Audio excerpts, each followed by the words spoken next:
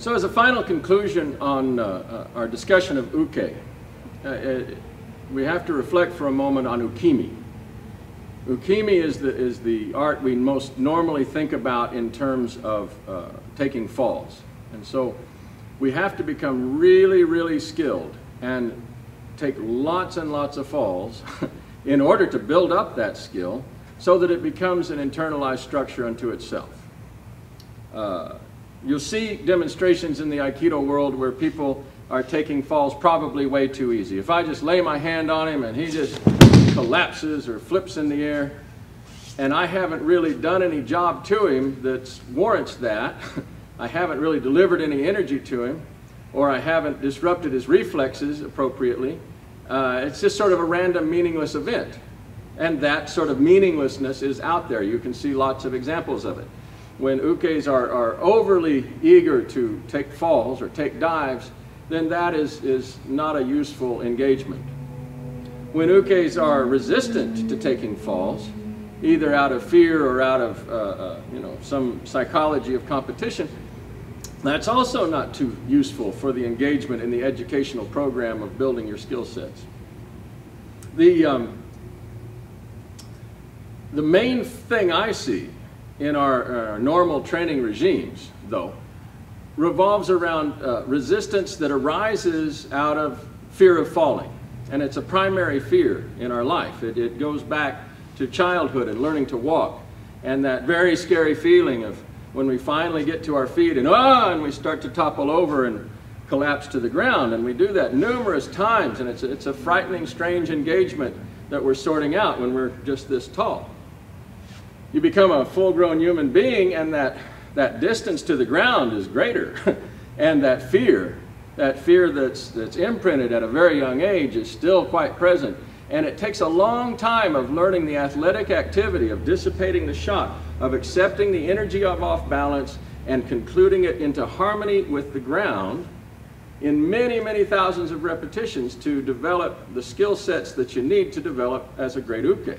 You develop as a great uke so that your control skills internally, isometrically, and externally in touching other people start to become really fine as well. So, to invest in uke means to invest in ukemi.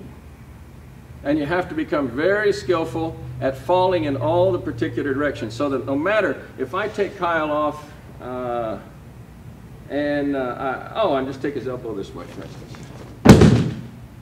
And he immediately falls in that line without any preparatory action, he's a very well-trained uke.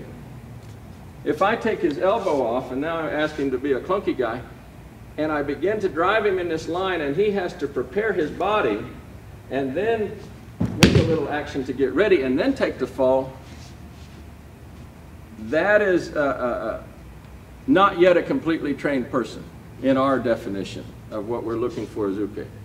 I'm very lucky around here because we develop very high-skilled ukes for several decades now, and it's a remarkable process. But it does require the honing of skills so that you eliminate any preparatory get-ready stuff, so that no matter where the off-balance or the throw is coming at you from, whatever line, whatever angle, unexpected to you, that your body can reflex immediately without getting ready, without the, okay, now I'm ready to fall sort of thing going on.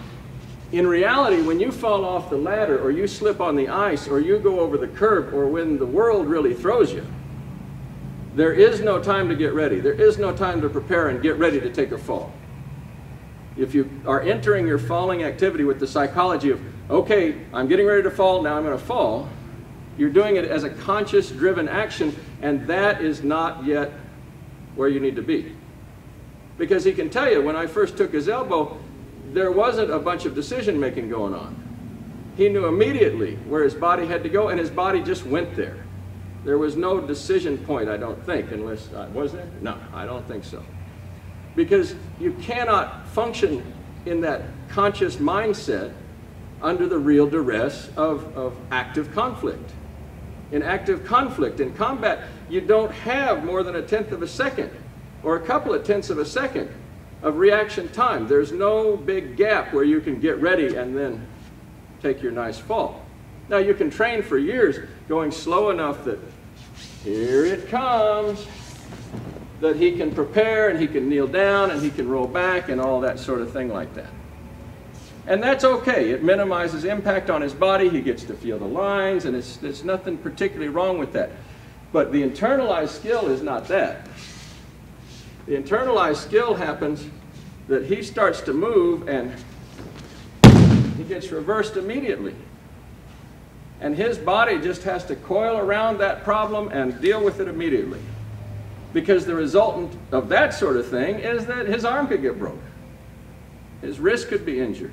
His elbow could go. His shoulder, his head could be concussed. There'd be lots of resultants for not doing the internalized ukemi.